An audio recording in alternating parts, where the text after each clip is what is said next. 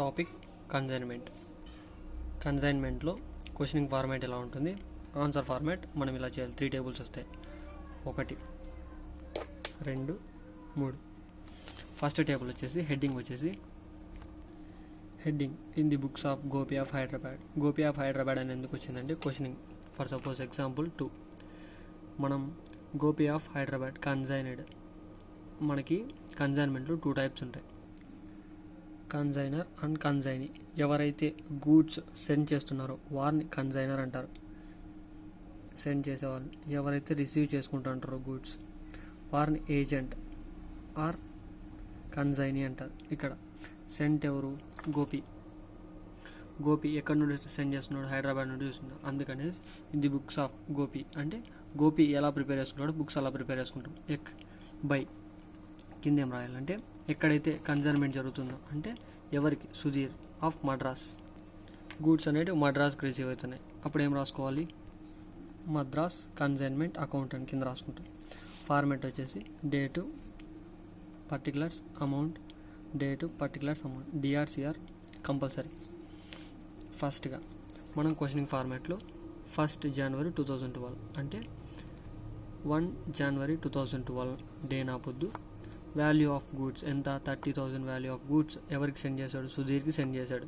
ఎవరు? గోపి సెండ్ చేశాడు. అప్పుడు ఎంట్రీ ఏం రాసుకోవాల్సి వస్తుందంటే date 1/1/2012 to goods send on consignment account అంటే కన్సైన్మెంట్ మీద పంపిస్తున్నారు. ఎంత value of goods? 30,000 value of goods పంపిస్తున్నారు, 30,000. నెక్స్ట్ ఏం జరుగుతుంది? Gopi paid cottage and other expenses అంటే గోపి పే చేశాడు. ఏది?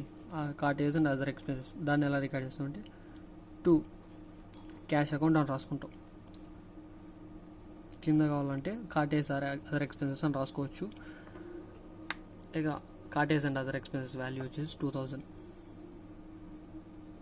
ఆ వాల్యూ వస్తుంది. Next 1 April 2012 Sudheer scented the account sales with the following information. ఎందుకంటే ఇక్కడ 1 ఏప్రిల్ 2000 అంటే ఆ డే నా పొద్దు సుధీర్ ఏం చేశాడు? ఏవైతే కన్సైన్మెంట్ ఈ 30,000 పంపించారో గూడ్స్ అనేటివి వాటిని ఎలా అమ్మాడు, ఎంతతో అమ్మాడు అనే ట్రాన్సాక్షన్స్ అన్ని పంపిస్తున్నాడు. రిటర్న్ సెండ్ చేస్తున్నాడు. ఎలా అంటే ఫస్ట్ 50% ఆఫ్ గూడ్స్ సోల్డెడ్ ఫర్ 22,000 అంటే ఈ 30,000లో సగం అంటే 50% అంటే సగం. ఈ 30,000లో సగం అమ్మాడు. ఎంతకు అమ్మాడు? 22,000కి అమ్మాడు. దాని ఎంట్రీ ఎలా రాసుకుంటామంటే ఎప్పుడైతే డేట్ జరుగుతుంది అంటే 1 ఏప్రిల్ 2012. ఇక్కడ ఎవరివి రాసుకుంటాం? బై ఏజెంట్ పేరు. ఏజెంట్ ఎవరు ఇక్కడ? సుధీర్ అకౌంట్. ఎందుకంటే గోపి బుక్స్లో గోపి నేమ్ రాసుకోకూడదు, సుధీర్ బుక్స్లో సుధీర్ నేమ్ రాసుకోకూడదు. అందుకనేసి ఇక్కడ గోపి బుక్స్ కాబట్టి ప్రిపేర్ చేస్తున్నాడు, అందుకని సుధీర్ పేరు రాస్తాం. సుధీర్ ఎంత పంపించాడు? 22,000 అమ్మాడు. 50% షేర్స్, 50% గూడ్స్ బ్రాకెట్లో కావాలని రాసుకోవచ్చు. నెక్స్ట్ వచ్చేసి సుధీర్ ఇన్కర్డ్ ఎక్స్పెన్సెస్ అమౌంటింగ్ 1,200 అంటే సుధీర్కి అయిన ఎక్స్పెన్సెస్. ఇక్కడ అన్నీ మనకి సేల్ జరిగిన అమౌంట్ రికార్డ్ చేస్తాం. ఇక్కడ అన్ని ఎక్స్పెన్సెస్ ఇన్వెస్ట్ చేసిన అమౌంట్ రికార్డ్ చేస్తాం. 2 సుధీర్ జరిగిండేవి. సుధీర్ ఎక్స్పెన్సెస్ అకౌంట్ ఎంత? 1,200 అయింది. 1,200 రికార్డ్ చేస్తాం. Next Sudheer received commission 5% on sales.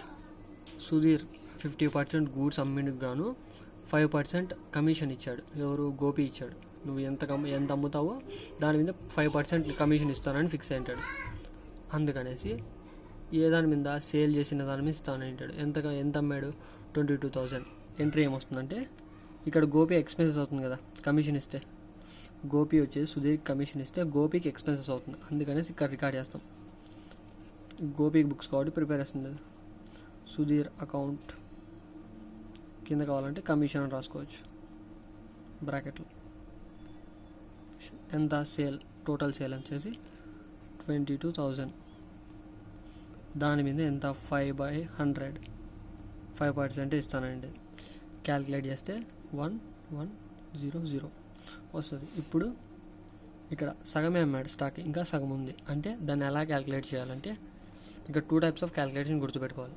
ఒకసారి అమౌంట్ ఇచ్చినప్పుడు ఒకసారి అంటే ఇక్కడ డైరెక్ట్ అమౌంట్ ఇచ్చేసాడు, ఈచ్ ప్రోడక్ట్కి ఎంత అని ఇవ్వలేదు, డైరెక్ట్ అమౌంట్ ఇచ్చారు కాబట్టి ఇలా క్యాలిక్యులేట్ చేస్తాం. ఇప్పుడు చేసే మెథడ్ క్యాలిక్యులేట్ చేస్తాం. అలా కాకుండా నెక్స్ట్ ఇక్కడ 100 రేడియోస్, ఫర్ ఈచ్ రేడియో 500 అని ఇచ్చాడు. దీనికి డిఫరెంట్ మెథడ్ ఉంటుంది. ఫస్ట్ ఈజీ మెథడ్ ఇది కాబట్టి ఈజీ మెథడ్ ఎలా క్యాలిక్యులేట్ చేస్తాం, అమౌంట్ ఇచ్చినప్పుడు ఇలా క్యాలిక్యులేట్ చేయాలి. క్యాలిక్యులేషన్ ఆఫ్ అన్సోల్డ్ స్టాక్ అంటే సోల్డ్ కానప్పుడు మాత్రం ఇలా రఫ్ నోట్స్ రాసుకోవాలి.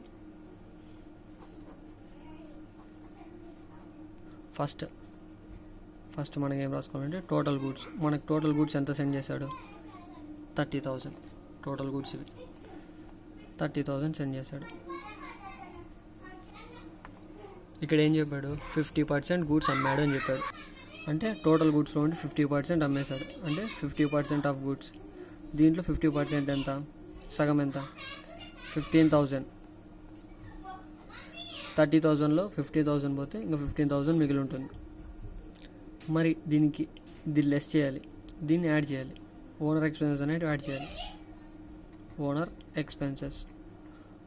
ఎక్స్పెన్సెస్ ఎంత, ఓనర్ అంటే ఎవరైతే పంపించుంటాడో గూడ్స్ వాడు ఓనర్ అవుతాడు. ఇక్కడ ఇప్పుడు గోపి అకౌంట్ కూడా గోపి అకౌంట్ క్యాష్ అని రాసుకున్నాం, గోపి అకౌంట్లో గోపి అని రాసుకోకూడదు కాబట్టి అందుకని ఓనర్ ఎక్స్పెన్సెస్ అవుతాయి. ఈ ఓనర్ ఎక్స్పెన్సెస్ 2,000 సగం వేసుకోవాలంతే, అంటే 1/2. దీంట్లో సగం ఎంత, 1,000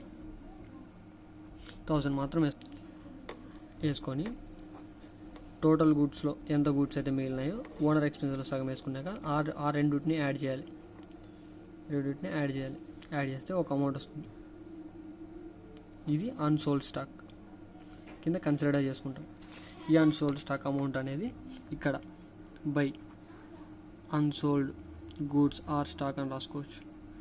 ఇంత గూడ్స్ అనేది ఇంకా అమ్మలేదు, ఎంత వాల్యూ ఉంది, ఇంకా 16,000 వాల్యూ ఉంది. అది ఎంతకు అమ్ముతారో తెలియదు. మరి ఎంతకైనా ప్రాఫిట్ కొమైనా అమ్మచ్చుకోవాలి, లాస్ అయినా అమ్ముకోవచ్చు. ఇప్పుడు క్రెడిట్ టోటల్, డెబిట్ టోటల్ రెండు యాడ్ చేసి డెబిట్ టోటల్ 30, 12, 1,100, 2,000 ఇవి 4 యాడ్ చేస్తాం, 34,300. నెక్స్ట్ 22,000, 16,000 యాడ్ చేస్తే ఆ రెండింటిని యాడ్ చేస్తే 38,000 వచ్చింది. ఇప్పుడు క్రెడిట్ టోటల్ ఎక్కువ ఉంది అంటే 38,000లో నుండి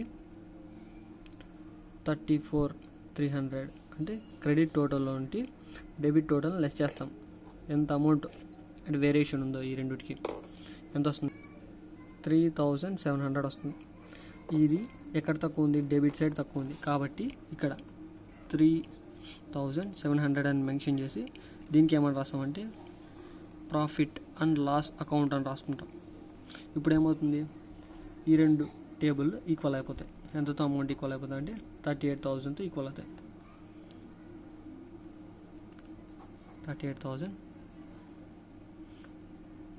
38,000. నెక్స్ట్ ఇది ఒక టేబుల్ అయితే ఈ రెండు టేబుల్ చాలా సింపుల్గా ఉంటాయి. నెక్స్ట్ ఏమంటే ఇప్పుడు ఏజెంట్ ఎవరైతే ఉన్నారో వారి పేరు సుధీర్ కాబట్టి ఏజెంట్ సుధీర్ కాబట్టి సుధీర్ అకౌంటెంట్ పైన. ఇప్పుడు ఈ సుధీర్ బుక్స్ ప్రిపేర్ చేస్తున్నాం కాబట్టి సుధీర్ అకౌంట్లో సుధీర్ రాడు, ఆ నేమ్తో ఏ ఎంట్రీ మెన్షన్ కాకూడదు. కాబట్టి ఈ టేబుల్లో ఎక్కడైతే సుధీర్ అనే పేరు వచ్చి ఉంటుందో వాటిని ఇక్కడ రికార్డ్ చేయాలి. ఎలా అంటే ఇప్పుడు ఇక్కడ సుధీర్ అకౌంట్ అని ఇచ్చాడు, క్రెడిట్లో ఉంది కాబట్టి దీన్ని రివర్స్ చేయాలి. మనం డెబిట్లోకి వేసుకోవాలి. ఇక్కడ డెబిట్ ఉంది కదా, డెబిట్లోకి వేసుకోవాలి. ఇక్కడ 2 సుధీర్ అకౌంట్లో సుధీర్ పేరు రాయకూడదు కాబట్టి ఇక్కడ కన్సైన్మెంట్ అని రాసుకోవాలి. ఇక్కడ కన్సైన్మెంట్ జరుగుతుంది కాబట్టి కన్సైన్మెంట్ అని రాసుకోవాలి. కింద కావాలంటే ఇక్కడ రాసుకోవచ్చు 50% సేల్ చేసినందుకు కాను ఇంత అమౌంట్ వచ్చింది, ఎంత 22,000 వచ్చింది. నెక్స్ట్ ఈ టేబుల్లో ఇంకా లేవు. ఎప్పుడైనా చూడండి ఇక్కడ క్రెడిట్లో ఉంది కాబట్టి ఇక్కడ డెబిట్లోకి వెళ్ళి కిందది రివర్స్ చేయాలి. నెక్స్ట్ ఇక్కడ అయిపోయినాయి సుధీర్ అనే అకౌంట్, ఇంకా ఎంట్రీ ఏమీ లేవు. నెక్స్ట్ ఇక్కడ ఉన్నాయి 2 ఉన్నాయి, Sudheer account expenses, Sudheer account commission. ఇక్కడ ఏం చేయాలి, సుధీర్ అకౌంట్లో సుధీర్ రాయకూడదు కాబట్టి బై కన్సైన్మెంట్ అకౌంట్. కింద కావాలంటే ఎక్స్పెన్సెస్ అని రాసుకోవచ్చు బ్రాకెట్లో. ఎక్స్పెన్సెస్ సుధీర్ ఎక్స్పెన్సెస్ అని 1,200. ఒకవేళ దీంట్లో ఇక్కడ 1/2 వేసాం, ఇక్కడ 1/2 వేయాల్సిన అవసరం లేదు. ఇక్కడ ఒకటే ఓన్లీ అన్సోల్డ్ స్టాక్ క్యాలిక్యులేట్ చేసేప్పుడు మాత్రమే 1/2 అని క్యాలిక్యులేట్ చేయాలి. ఇక్కడ క్యాలిక్యులేట్ చేసేప్పుడు డైరెక్ట్ ఇక్కడ ఎంతైతే అమౌంట్ ఉందో ఆ అమౌంట్ రికార్డ్ చేసుకుంటాం. నెక్స్ట్ బై కన్సైన్మెంట్ ఎందుకు రాసుకున్నామంటే ఇక్కడ సుధీర్ అనే ఇంకో పేరు ఉంది, అంటే ఇంకో ఎంట్రీ ఉంది, దాని కమిషన్ సుధీర్ కమిషన్ ఎంత 1100. ఇప్పుడు ఏం చేయాలి, డెబిట్ టోటల్ యాడ్ చేయాలి, క్రెడిట్ టోటల్ యాడ్ చేయాలి. డెబిట్ టోటల్ అంటే ఏది తక్కువ ఉంటే దానిలోంటి తీసేస్తాం. ఫర్ ఎగ్జాంపుల్ 22,000 అనేది ఎక్కువ ఉంది కాబట్టి 22,000తో ఈక్వల్ అవుతుంది. ఇప్పుడు 22,000లోంటి ఈ 2,300 లెస్ చేస్తాం. 2,300 లెస్ చేస్తే 19,700 వస్తుంది. దీనికి ఎంట్రీ ఏం రాసుకోవాలంటే బై బ్యాంక్. ఇది వాడికి బ్యాంక్లోకి వేస్తాడు ఎవరు, గోపి అనే వ్యక్తి. నెక్స్ట్ హెడ్డింగ్ వచ్చేసి గూడ్స్ సెంట్ ఆన్ కన్సైన్మెంట్ అని రాసుకుంటాం. గూడ్స్ సెంట్ ఆన్ కన్సైన్మెంట్ రాసుకుంటాం. ఫార్మేట్ వచ్చేసి సేమ్ ఫార్మేటే.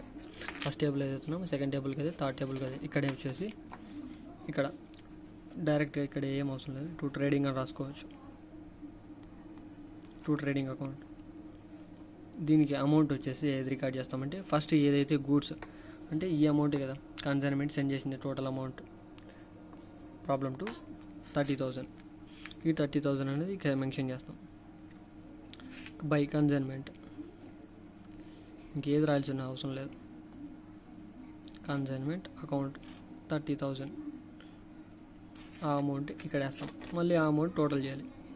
30,000 పైన 30,000 కింద ఉన్న 30,000తో టోటల్ చేస్తాం అంతే. ఇది కన్సైన్మెంట్. అమౌంట్ వచ్చినప్పుడు ఇలా క్యాలిక్యులేట్ చేయాలి. ఇక్కడ 1/2 వేసుకోవాలి ఈ ఫార్ములా. ఇక్కడ అన్సోల్డ్ స్టాక్ వచ్చింది, మళ్ళీ ఇక్కడ అన్సోల్డ్ స్టాక్ రికార్డ్ చేయాలని అవసరం లేదు. ఓన్లీ ఇక్కడ మాత్రం డైరెక్ట్ వేసేసుకోవచ్చు. ఎంతైతే కన్సైన్మెంట్ జరుగుతుందో అంటే 30,000తో కన్సైన్మెంట్ అది వేసేసుకోవచ్చు. నెక్స్ట్ ఇంకొకటి అడ్వాన్స్ పే. ఎప్పుడైనా క్వశ్చన్లో కానీ అడ్వాన్స్ పే అని ఇస్తే అంటే Sudheer paid advance to Gopi ఒక 2,000 కానీ 5,000 కానీ ఇస్తే అది ఇక్కడ రికార్డ్ చేయాలి. బై కన్సైన్మెంట్ అని రికార్డ్ చేసి అమౌంట్ రికార్డ్ చేస్తాం. అడ్వాన్స్ అని కింద వేసేసుకొని ఇది అప్పుడు వచ్చినప్పుడు ఏమవుతుందంటే ఈ కన్సైన్మెంట్తో ఈ అమౌంట్ యాడ్ చేసి ఈ అమౌంట్లో లెస్ చేసాం మనం చేసాం. అప్పుడు ఏం చేయాలి, 3 అమౌంట్స్ యాడ్ చేసి ఈ 22,000 లెస్ చేస్తే ఒక అమౌంట్ వస్తుంది, దాన్ని బై బ్యాంక్ వేసుకుంటాం అంతే. నెక్స్ట్ లింక్ అంటే ఒకవేళ అమౌంట్ కాల్స్ని ఇలా క్యాలిక్యులేట్ చేస్తాం. ఒకవేళ ఇప్పుడు 100 రేడియోస్ ఫర్ ఈచ్ అంటే 100 ఒక రేడియో 500 అంటే ఒక ఈచ్ రేడియో 500 అవుతుంది. అప్పుడు అంటే 100 × 500 అప్పుడు వచ్చినప్పుడు ఎలా క్యాలిక్యులేట్ చేయాలి అన్సోల్డ్ స్టాక్ అనేది నెక్స్ట్ వీడియోలో చెప్తా. ఆ లింక్ కింద డిస్క్రిప్షన్లో ఇస్తాను. Thank you.